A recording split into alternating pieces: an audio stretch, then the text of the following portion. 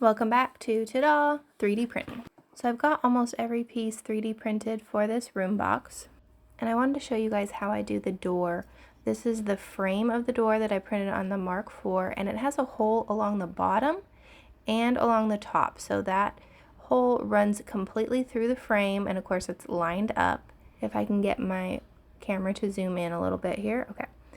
So both sides, and then the door also has that same hole running through the edge of the door.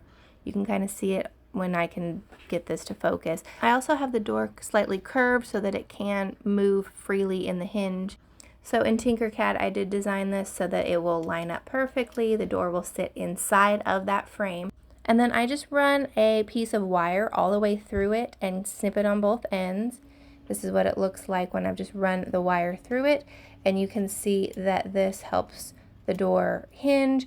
And I've just find this to be a little bit more durable to have wire. I've done different hinges with 3D printing and sometimes they work out pretty good, but it seems like this one just holds up a little bit better for me. And then I'm still waiting on the rest of my trim to finish printing for the door. There's one more piece, but I wanted to show you guys that in the room box, the way that I have these windows work is the trim will sit on both sides of the opening after, of course, I've popped out the supports, and then I have that part that just pops in. I do have to make sure I have it situated right, but the screen pops into the trim, and then the trim can go on both sides. So it's just kind of split down the middle how far it needs to go into that opening, and I just glue it from both sides, and I glue it kind of inside and on the face of the wall as well.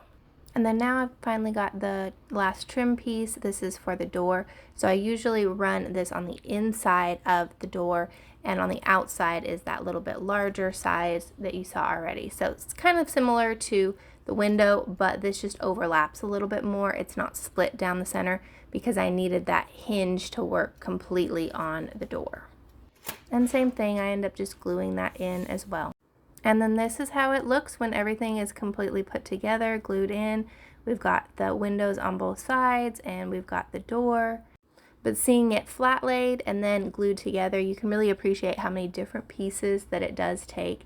And it did go a little bit faster to run the glass on the bamboo or the MMU3, but I do still want to improve this and see if I can speed it up a little bit more. I'm a little nervous to print the whole thing as one big print, but maybe that's something that you guys can suggest.